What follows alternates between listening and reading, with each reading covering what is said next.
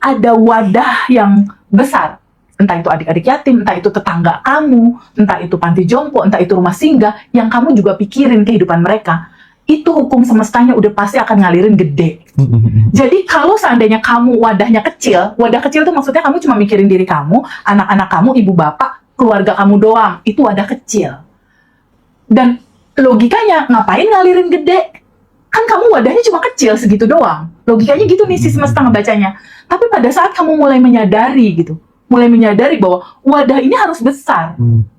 Kita harus besar gitu wadah ini. Entah ada siapapun yang kita sekolahin apa segala macam. Jadi nanti ruang rezeki kamu akan ngikutin seberapa besar hati pikiran kamu melebarkan rasa kamu untuk kepentingan orang lain. Gimana kemudian masa remajanya Teteh gitu kan ya, seru banget gitu. Kalau aku banyak diwarnai oleh sahabat-sahabat, khususnya organisasi sih Teh. Aku paling merasa hidupku berubah tuh setelah berorganisasi. Artinya berorganisasi itu kan ibarat orang kuliah gitu kan, kalau atau ibarat orang renang gitu kan.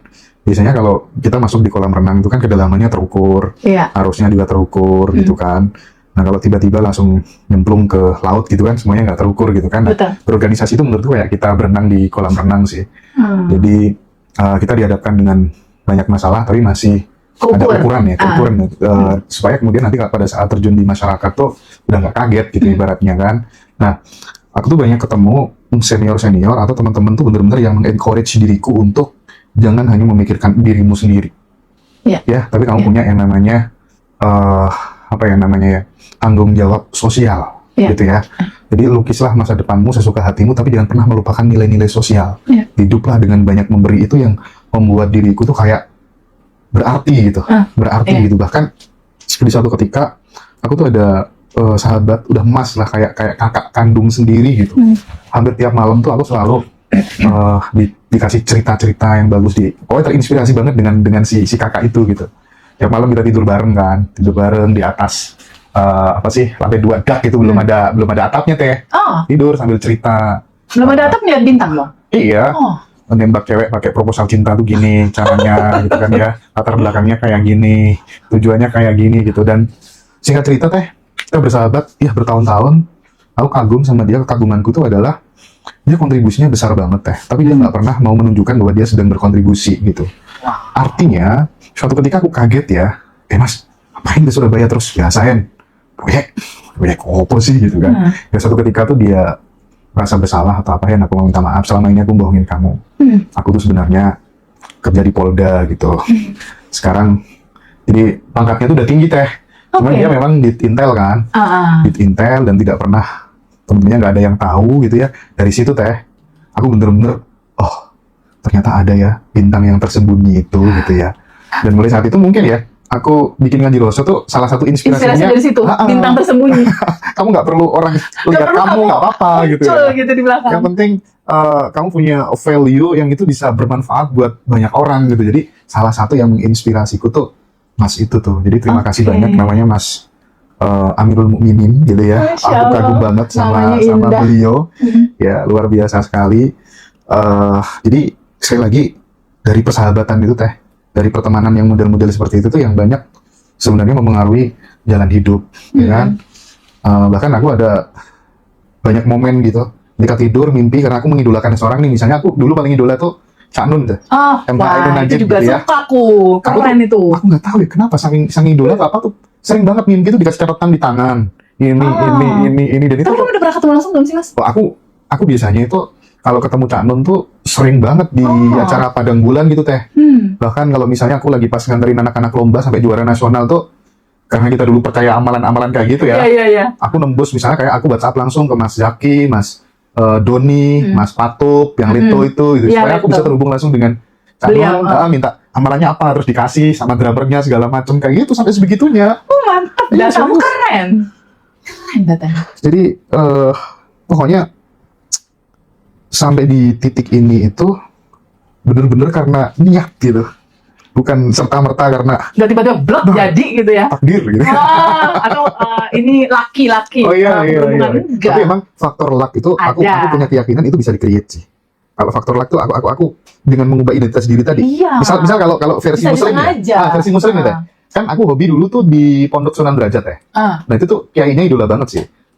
Habis asar wirid subhanallah bihamdihi 100 kali. Biar hidupmu nggak apes. Wah. Jadi pas baca itu kan, wah aku nggak apes lagi. Ya meskipun tetap ada apes ya. Figur otoriti Nah, juga. figur Masuk otoritas. jadi data. Itu Habis udah maghrib, jadi. subhanallah bihamdihi subhanallahil azim. Wah ini biar beruntung. Orang Iya. yang paling enak tuh nggak pernah apes, terus hidupnya penuh Dan beruntung. keberuntungan. Jadi data lagi. Dan itu bertahun-tahun. Itu Bertahun-tahun. itu Teh. benar bisa emang Iya. kayak gitu. Sekarang kita baru tahu kan reasonnya gitu. Itu dia, baru tahu reasonnya. Jadi ternyata dari sisi law of assumption, hukum asumsi, ya, itu oleh bapak asumsi dunia tuh Neville Goddard dan Abdullah gurunya itu, dikatakan bahwa assumption is everything. Asumsi itu segalanya, karena asumsi itu yang membentuk realita gitu. Jadi ternyata membuat asumsi itu yang nanti nih materinya nih kita kupas nih di materi Bandan Revolution batch 20 di even alumni reuni Bandan Revolution dan juga di offline sama online-nya ini ya. Terus ada satu lagi Mas Hendra spill. Kalau teman-teman nggak bisa datang kan masih bisa kelas batch 22. Oh iya. Ya kan? Batch 22 itu di tanggal 25 Desember. Tanggal 25 Desember 2025 itu teman-teman boleh di mana aja karena itu online. Dan itu dapat kan materi ini? Dapat. Craft ini dapat kan? Dan teman-teman teman-teman ya. teman-teman Dan juga nanti yang dimensi. kan ada juga beberapa yang receipt. Oh, receipt Silakan teman-teman Iya, karena ada betul, materi betul. baru kan. Betul. Ada 2 materi baru ini buat teman-teman. Pokoknya itu kita mencoba untuk senantiasa melakukan evaluasi, perbaikan dan penyempurnaan supaya Bandan Revolution itu terus makin di-upgrade, simple. di-upgrade dan kalau bisa disederhanakan gitu Itu ya kuncinya. dan aplikatif. Betul. Jadi orang tuh kan kadang baca buku nih, bagus bukunya bagus, orang baca juga mudah dipahami, kadang susah untuk kemudian diterapkan gitu, nggak aplikatif gitu. Nah kita mencoba untuk bagaimana meng-create ini semuanya supaya kemudian orang dengerinnya juga mudah, nerapinya juga mudah. Betul. Sesimpel seperti nafas kan. Misal Iya. orang tuh kalau misalnya kita tahu tentang nafas teh, ketika kemudian kita nafas secara panjang, terus kemudian smooth gitu ya dan deep gitu ya. Dan itu kemudian kita ulang-ulang gitu kan, sambil mengucapkan rasa syukur gitu. Iya. Wajah bisa berubah loh. Sesimpel dengan nafas gitu ya. Iya. Dan yang penting lagi adalah kita dapat yang namanya sensasi calm, tenang tadi loh. Iya, Tenang. sensasi damai, tenang, cooling down. Deng, frekuensi kita mulai turun. Karena di dalam frekuensi yang makin tenang, makin dalam itu area alfa dan theta. Nah. Area alfa dan theta itu area komunikasi ilahi, Mas Hendra. Iya. Ruang kesadaran, ruang kelimpahan adanya di situ. Dan ini sangat betul-betul kita ingin bikin simple, semudah kamu bernafas. Gitu, semudah kamu bernafas. Ada satu lagi yang nanti akan jadi habit baru, Mas Hendra. Mau diceritain di sesi ini atau di periode 3 nih? Iya. Namanya filosofi gosok gigi. Wow. Di sini atau yang di berikutnya? Nanti lah ya. Teman-teman yang nonton di sesi yang 2 ini, teman-teman harus lihat dulu di video yang pertama ya, Mas Hendra. Video pertamanya dilihat dulu, karena video pertama itu berkesinambungan. Tapi ada nggak deh momen dimana pada saat dirimu tuh ngenes banget gitu karena menginginkan sesuatu, ya? Bentar lah, kasih contoh ya. Nanti dirimu supaya kemudian bisa nangkep gitu. Oh, aku akan cerita ini gitu. Aku tuh pernah teh di Indomaret, gitu ya. Yang masih jualan majalah dulu gitu ya. Oh, kamu jalan majalah kelas berapa? SMK kelas 1 SMA kelas sampai kuliah semester akhir. Oke. Aku masih jualan majalah. Ya. Jadi aku di Indomaret tuh masang wajah melas teh. Oke. Aku nggak kebayang kamu langsung aja Pasang kecil wajah melas supaya Oke. apa teh? supaya Supaya dibayarin sama orang yang bayar di kasir itu. oh kamu megang apa? Kamu beli apa? Aku lupa beli apa ya. Oke, supaya ya Allah nih anak kasihan ini Nah, bayarin gitu. Iya. Terus Dan gagal teh. udah usaha terus gagal ya? Itu terakhir aku ngambil keputusan mulai detik ini aku tidak akan ngemis dalam quote and quote gitu ya, berharap kepada orang lain lagi kecuali aku bertumpu pada tindakanku sendiri untuk meraih sesuatu gitu. Itu terakhir aku kayaknya bener-bener aku tanamkan di dalam otakku ya, di dalam diriku, aku nggak akan kayak gini lagi gitu. Dan meskipun aku berada dalam kondisi yang sebenarnya kurang gitu, misalnya aku ikut misal nih pas aku zaman kuliah ada acara intermediate training nih. Bentar, aku minum. Lokasinya tuh di mana ya waktu itu, di Man Model 2 Bangkalan kalau nggak salah, di Madura teh. Dia ketemu sama senior yang sudah banyak uangnya gitu ya. Gimana Hen? Aman? Uang sakunya aman? Jajannya aman? Buat transport aman gitu? Ya aku sudah nggak lagi ada mental untuk, aduh mas, mau dong dikasih transport, nggak ada lagi. Jadi aku setelah itu memang benar-benar memaksa diriku, aku latih untuk kemudian meskipun aku kurang, tapi aku nggak perlu tunjukin itu ke siapapun gitu. Dan, Mantap, triggernya itu. Ya. Aku ada satu kisah yang memalukan sih. Apa tuh? Boleh nggak diceritain? Aha. Kan waktu itu mama papaku cerai ya. Otomatis kita kurang uang buat jajan gitu. Aku pernah mengalami satu sisi di mana aku sama teman-temanku yang di daerah Jakarta itu, yang lingkungan seperti itu, jalan-jalan main nih, sekitar ada 7 orang lah, si anak kecil nih, VBSD ya, jalan-jalan ke Golden Truly. Golden Truly itu kayak satu supermarket hero atau hypermart zaman sekarang. Main ke Golden Truly. Main ke Golden Truly nggak bawa duit, Mas.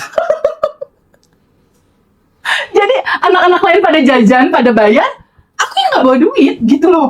Jadi ketika ngelihat ada apa ya, coklat, tahu nggak sih dulu tuh ada coklat ayam, coklat yang dibalut terus ada embosan ayam gitu, pengen banget coklat itu gitu. Jadi itu cuma ngeliatin, mandangin, terus yang rasanya kayak gini, pengen sebagai anak kecil, tapi nggak kesampean.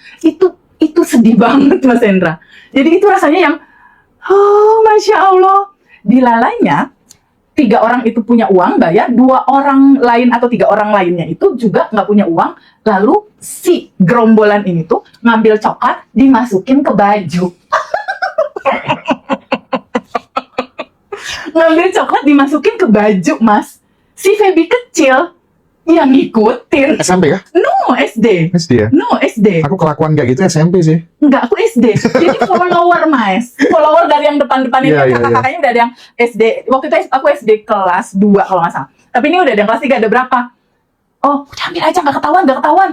Diikutin, Mas. Ngambil coklat itu, masuklah ke kantong.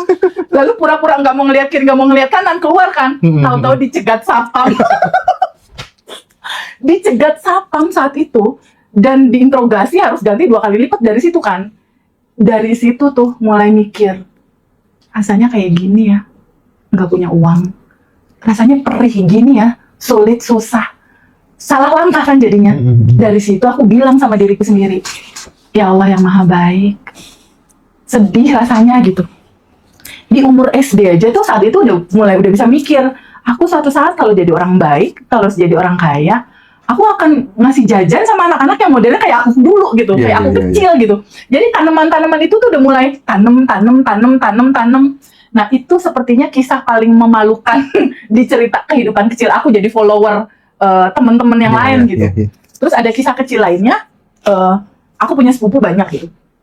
Aku tinggal di tempat nenek, my stepmom punya mama di Bandung waktu itu. Waktu itu kumpul nih keluarga besar nih. Mereka pada punya mobil apa segala macam. Mereka datang sama ibunya karena liburan ke Bandung gitu, ke tempat neneknya aku itu. Mereka pada main nih, kita mau main nih. Ada yang main kasti, ada yang main apa. Si Feby kecil ini nggak bisa main, Mas. Feby cuci piring. Feby marut gitu. Jadi teman-teman yang lain pada main, aku gini nih Mas marut. Ya Allah, itu main mereka. Dan itu rasanya tuh, penuh warna banget. Pilu, sedih, sedih dalam pokoknya di momen itu tuh. Dimana anak-anak lain main, aku enggak ya. Anak-anak lain tuh nggak dikasih tugas apapun, aku enggak ya. Nyes gitu.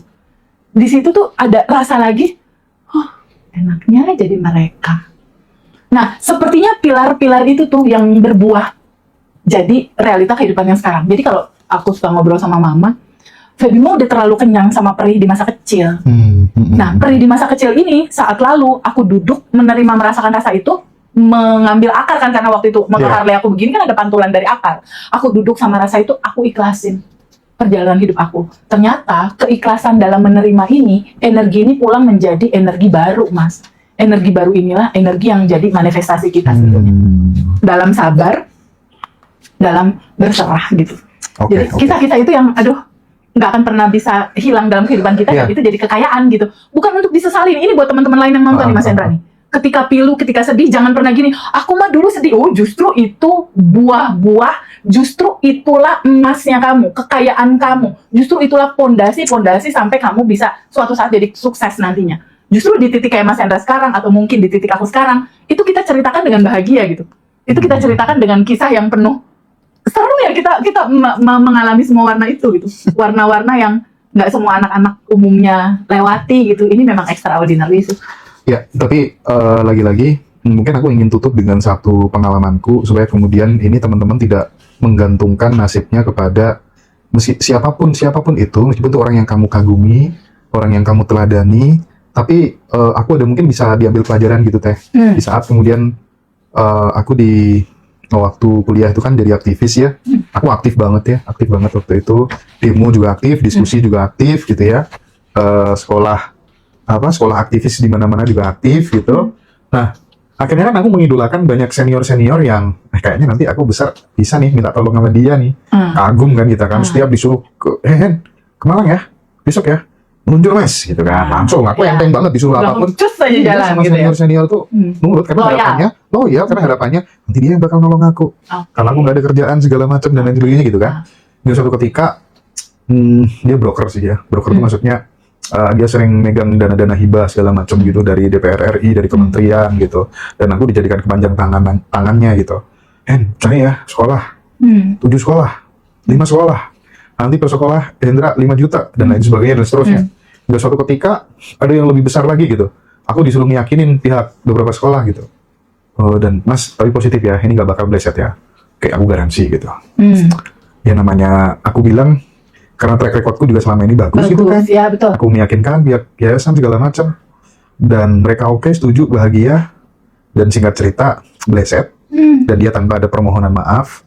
Mulai detik itu, aku nggak bakal ngandalin siapa-siapa, aku bakal bikin kursi sendiri, aku rawat-rawat sendiri, ya. Karena aku yang tahu, aku nggak akan mungkin ngecewain kursi ini, gitu ya. Benar nggak? Kalau orang lain aku nggak pernah tahu. Intinya jangan berharap kepada siapapun gitu ya. Jadi berproses, percaya sama diri sendiri, dan yang terpenting teh ya, seperti yang udah kita bahas berulang-ulang, lakukan sesuatu yang nggak dilakukan oleh banyak orang. Agree. Pasti kita akan mendapatkan sesuatu yang juga nggak didapatkan oleh banyak orang. Konkretnya misalnya kalau orang lain, apa sih misalnya, kalau zaman teteh kan suka ya puasa Senin Kamis segala macam. Kalau aku dulu tuh puasa kelahiran teh, ya setiap hari kelahiran puasa, setiap malam tahajud, dan hampir setiap hari aku memikirkan nasib tetangga-tetanggaku, kanan kiriku, padahal belum punya uang banyak. Tapi sensitif rasanya tuh udah dikasih ya. Gak tahu kenapa bisa begitu gitu. Dan aku memang kalau orang Jawa tuh ngopeni anak-anak yang nggak bisa sekolah tuh dari dulu gitu. Dari dulu gitu. Kadang kebutuhan, aduh gimana ya, percayalah pasti besok ada gantinya kayak gitu, tuh udah terlatih kayak gitu. Mas Hendra tahu nggak kenapa itu mengalir padamu, dan pada saat ini rezeki berkelimpahan itu banyak banget dari begitu banyak sisi gitu. Gambarannya gini mas, aku juga mulai sedikit menyadari kayak gitu ya. Jadi guru filsafatku tuh pernah bilang begini, Feby, kalau Allah menciptakan kamu, diciptain terus udah aja diciptain hanya buat kamu doang, itu ngapain kamu diciptain? Gitu. Jadi ternyata ketika kita mulai memahami bahwa kehidupan kita saat ini tuh nggak sekedar untuk menuhin perut kita doang, nggak sekedar menuhin perut anak istri kita atau keluarga kita atau ibu bapak kita doang. Ketika kita mulai menyadari bahwa ini ada wadah yang besar, entah itu adik-adik yatim, entah itu tetangga kamu, entah itu panti jompo, entah itu rumah singgah, yang kamu juga pikirin kehidupan mereka, itu hukum semestanya udah pasti akan ngalirin gede. Jadi kalau seandainya kamu wadahnya kecil, wadah kecil itu maksudnya kamu cuma mikirin diri kamu, anak-anak kamu, ibu bapak, keluarga kamu doang, itu wadah kecil. Dan logikanya, ngapain ngalirin gede? Kan kamu wadahnya cuma kecil segitu doang. Logikanya gitu nih si semesta ngebacanya. Tapi pada saat kamu mulai menyadari gitu, mulai menyadari bahwa wadah ini harus besar. Kita harus besar gitu wadah ini. Entah ada siapapun yang kita sekolahin apa segala macam. Jadi nanti ruang rezeki kamu akan ngikutin seberapa besar hati pikiran kamu melebarkan rasa kamu untuk kepentingan orang lain. Itu kunci mas. Jadi pada saat Mas Hendra mau melakukan sesuatu, kalau niatnya cuma aku mau membahagiakan mama, membahagiakan papa, atau aku membahagiakan anakku biar aku bangga sama anakku, itu gak akan seperti Ngaji Rasul sekarang. Teh, aku jadi teringat sama suatu hari pas musim kemarau gitu, aku disuruh sama salah satu guruku, Hen, coba kamu acul tuh cangkul deh. Ya, cangkul. Ya, kamu cangkul ya, diameter sekian, kedalamannya sekian. Terserah, kamu bikin berapa lubang gitu. Oke, aku bikin 2 lubang. Pas waktu musim penghujan, aku disuruh nengok, Hendra, dulu yang kamu cangkul tuh berapa yang digenangi air? 2 gitu. Nah, kalau ada kata kamu nyanggulnya 1, ya 1 gitu. Kalau 3, ya 3 gitu. Rezeki itu tinggal seperti kamu menggali kebutuhan gitu.